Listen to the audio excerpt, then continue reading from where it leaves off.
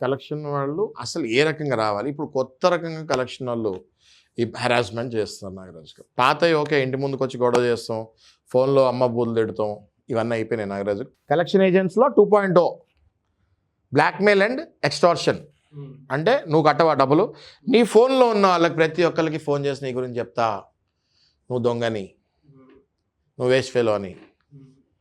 అంటే ఎవరు ఉంటారు సార్ నాగరాజు గారు? ఫోన్లో ఎవరు ఉంటారు?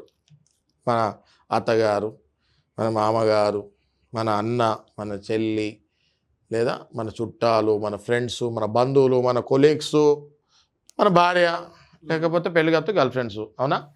వీళ్ళందరికీ వాళ్ళంట కలెక్షన్ వాళ్ళంట ఫోన్ చేసి చెప్తారంట, పలానా వ్యక్తికి ఇగో నీకు తెలిసిన రమేష్కి ఇంత అప్పు ఉంది, రమేష్ తీర్చలేకపోతున్నాడు, నీ నెంబర్ ఇచ్చాడు, నువ్వు కడతా అన్నావు కదా.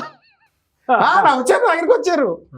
ఉంటాయి సార్. నేను పేరు చెప్పలేను కానీ నాకు బాగా వాళ్ళు తెలిసిన వ్యక్తులే. నాకు వాళ్ళు వచ్చారు, వాళ్ళు వచ్చి నాకు చెప్పింది ఏంటంటే, సార్ మా తోడుకోళ్ళకి ఫోన్ చేసి నువ్వు కడతా అన్నా ఉంటా డబ్బులు, మా మరిదికి ఫోన్ చేసి నువ్వు కడతా అన్నా ఉంటా డబ్బులు, రెఫరెన్స్లో నీ పేరు ఇచ్చారు, నువ్వు కడతా అన్నా అంటే మామూలుగా మాట్లాడరంట వీళ్ళు కలెక్షన్ ఏజెంట్లు. మరిదులతోటి, తోడుకోడలతోటి, ఆడపడుచులతోటి కూడా అమ్మ బుద్ధులు మాట్లాడతారంట వాళ్ళు.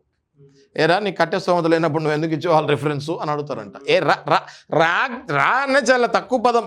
హారిబుల్ డట్టి పీపుల్. అది ఏం రైట్ ఉంది మీకు అట్లా వల్గర్గా అబ్యూజివ్ మాట్లాడటానికి? ఏం రైట్ ఉంది అంటున్నాను నేను.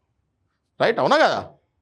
దయచేసి నేను చెప్పేది ఏంటి అంటే, మీకు అలా బాధపడి రికార్డ్ చేయండి, ఫోన్ రికార్డ్ చేయండి.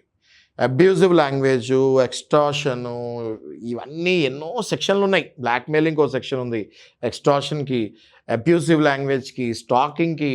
అంటే లేడీస్ స్పెషల్గా ఎటైనా వెళ్తే, ఎక్కడికైనా బయట వెళ్తే వాళ్ళు మాల్కి వెళ్తే మాల్లో కలెక్షన్ నుండి వచ్చి మాట్లాడాడంట నలుగురు ముందు అసభ్యంగా. అసలు అట్లాంటి వాడిని ఏం చేయాలి మనం?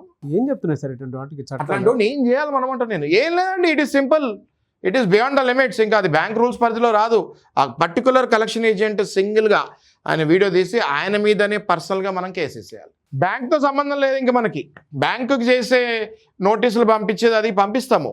ఆ కలెక్షన్ ఏజెంట్ని సింగిల్గా, ఇండివిజువల్గా ఆ కలెక్షన్ ఏజెంట్ మీద మనం పట్టుకొని, నలుగురు ఉంటే నలుగురు అసభ్యంగా నలుగురు ఉంటే పట్టుకొని ఆధార్ కార్డు తీసి ఫోటో పట్టుకొని పోలీస్ స్టేషన్లో ఆయన మీద ఎక్స్టార్షన్, బ్లాక్మెయిలింగ్, స్టాకింగ్ కింద కంప్లైంట్ ఇచ్చేయాలి. ఖచ్చితంగా కంప్లైంట్ ఇచ్చేయాలి. పక్కోళ్ళకి ఎవరికో ఫోన్లో నుంచి చూసి మాట్లాడితే మీరు చూసుకుంటా. ఐటీ యాక్ట్ మనం ఎన్నిసార్లు చెప్పాను నాగరాజు గారు, ఐటీ యాక్ట్ 65, 66 కింద ఐటీ యాక్ట్. మనం నా ఫోన్ హ్యాక్ చేసి నా ఫోన్లో ఉన్న నంబర్ తీసి నువ్వు కాల్ చేస్తావా? ఎవరు నీకు ఆ రైట్ ఇచ్చింది? ఐటీ యాక్ట్ 65, 66 కింద వాళ్ళ మీద కేసులు వేసే